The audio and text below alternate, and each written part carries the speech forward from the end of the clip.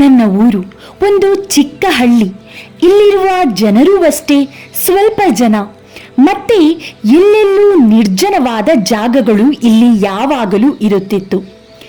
ಯಾವಾಗ ನಾನು ರಸ್ತೆಯಲ್ಲಿ ನಡೆಯುತ್ತಿದ್ದಾಗಲೂ ಅಷ್ಟೇ, ಕೆಲವೊಮ್ಮೆ ಜನಗಳೇ ಇಲ್ಲ, ಮತ್ತೆ ಕೆಲವೊಮ್ಮೆ ಒಬ್ಬರು ಅಥವಾ ಇಬ್ಬರು ಅಷ್ಟೇ. ಏಕೆಂದರೆ ಇಲ್ಲಿ ಕಷ್ಟಪಟ್ಟು ಲೆಕ್ಕವಿಟ್ಟರೂ ಬೆರಳೆಣಿಕೆಯಷ್ಟು ಮನೆಗಳು ಮಾತ್ರ. ಆ ಮನೆಯವರು ಅಷ್ಟೇ ತಾವಾಯಿತು ತಮ್ಮ ಕೆಲಸವಾಯಿತು ಎಂದು ಮನೆಯಲ್ಲಿಯೇ ಇರುತ್ತಿದ್ದರು. ಸಾಧಾರಣವಾಗಿ ನಾನು ಮಲಗುವ ಸಮಯ 8ರ ಆಸುಪಾಸು.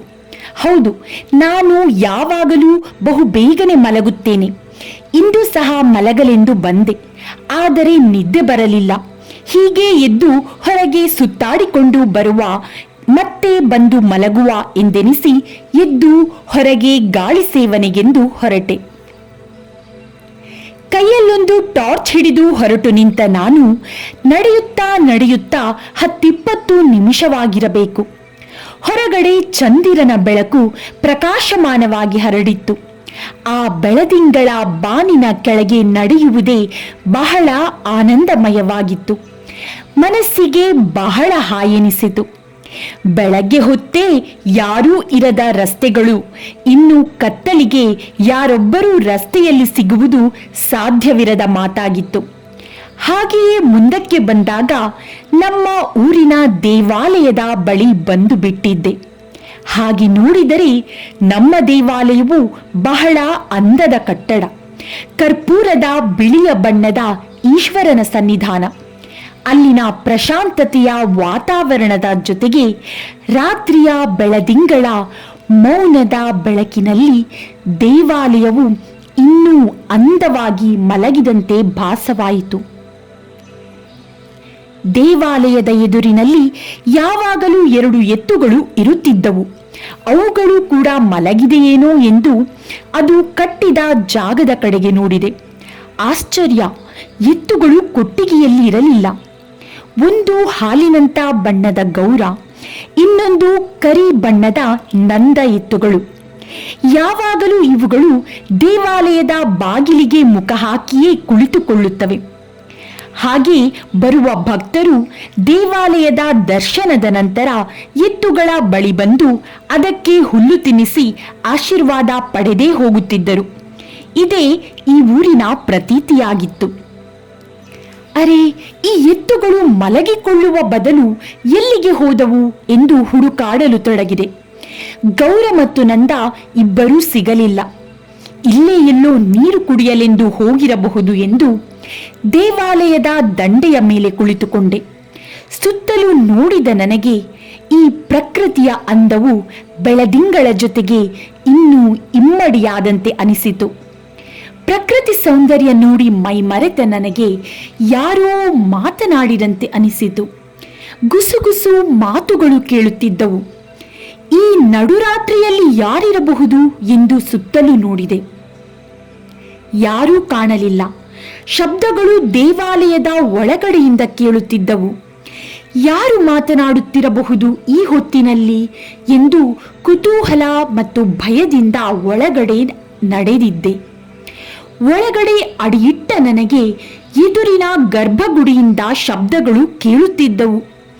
ಯಾರೋ ಕಳ್ಳರು ನುಗ್ಗಿದ್ದಾರೇನೋ ಎಂದು ಗರ್ಭಗುಡಿಯ ಬಾಗಿಲ ಬಳಿ ಬಂದು ಒಳಗಡೆ ಇಣುಕಿದೆ. ಒಳಗಡೆ ಕಂಡಂತಹ ದೃಶ್ಯ ಕಂಡು ಒಂದು ಕ್ಷಣಕ್ಕೆ ಅವಕ್ಕಾಯಿತು. ಸ್ತಬ್ಧನಾಗಿ ಹೋದೆ. ಗೌರ ಮತ್ತು ನಂದ ಎತ್ತು ಎರಡೂ ಕೂಡ ಪೂಜೆ ಮಾಡುತ್ತಿತ್ತು. ಅಲ್ಲದೆ ಅವುಗಳು ಒಂದರ ಜೊತೆ ಮತ್ತೊಂದು ಮಾತನ್ನು ಆಡುತ್ತಿದ್ದವು. ಅವು ಏನು ಮಾತನಾಡುತ್ತಿರಬಹುದು ಎಂದು ಕಿವಿಗೊಟ್ಟು ಕೇಳಿದರೂ ಅರ್ಥವಾಗಲಿಲ್ಲ. ಮತ್ತಷ್ಟು ಕಿವಿಗೊಟ್ಟು ಕೇಳಿದಾಗ ಬರೀ ಗುಸುಗುಸು, ಒಂದಕ್ಕೊಂದು ಮಾತಾಡಿ ಮತ್ತೆ ಏನೋ ಮಂತ್ರದ ಉಚ್ಚಾರಣೆಯಂತೆ ಕಂಡುಬಂದಿತು.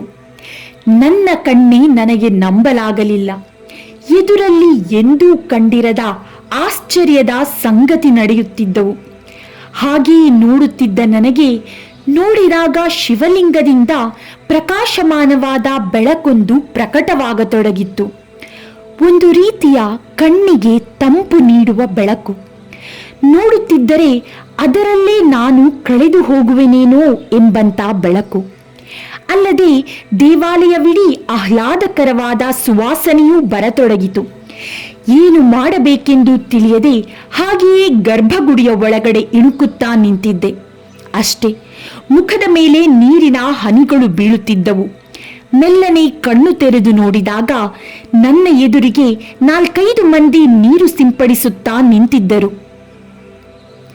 ನಾನು ದೇವಾಲಯದ ಆವರಣದಲ್ಲಿ ಬಿದ್ದಿದ್ದೇನೆಂದು ಇವರೆಲ್ಲರೂ ಎಷ್ಟೇ ಎಬ್ಬಿಸಿದರೂ ಏಳಲಿಲ್ಲ. ಹಾಗಾಗಿ ಕೊನೆಗೆ ನೀರು ಸಿಂಪಡಿಸಿ ಎಬ್ಬಿಸಿದೆವು ಎಂದು ದೇವಾಲಯಕ್ಕೆ ಬಂದ ಜನರು ಹೇಳಿದರು.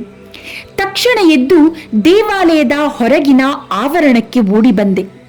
ಅಲ್ಲಿ ನೋಡಿದಾಗ ಗೌರ ಮತ್ತು ನಂದ 2 ಎತ್ತುಗಳು ದೇವಾಲಯಕ್ಕೆ ಎದುರಾಗಿ ಕುಳಿತು ಹುಲ್ಲು ತಿನ್ನುತ್ತಿದ್ದವು.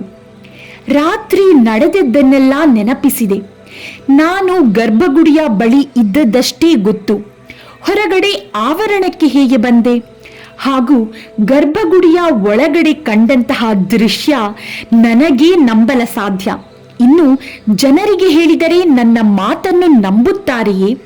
ಅದು ಕೂಡ ಮುಚ್ಚಿದ ಗರ್ಭಗುಡಿಯ ಒಳಗಡೆ ಎತ್ತುಗಳು ಹೇಗೆ ಹೋಗುತ್ತವೆ ಮತ್ತು ಹೇಗೆ ವಾಪಸ್ಸು ಬರುತ್ತವೆ?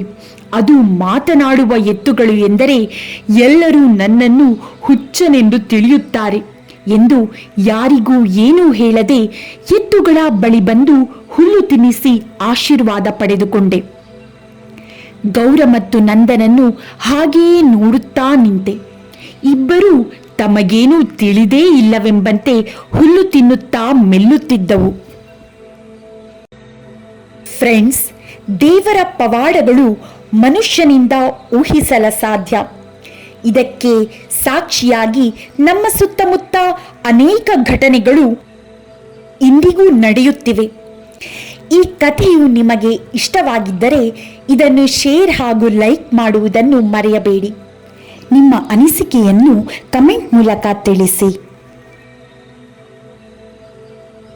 ಧನ್ಯವಾದಗಳು.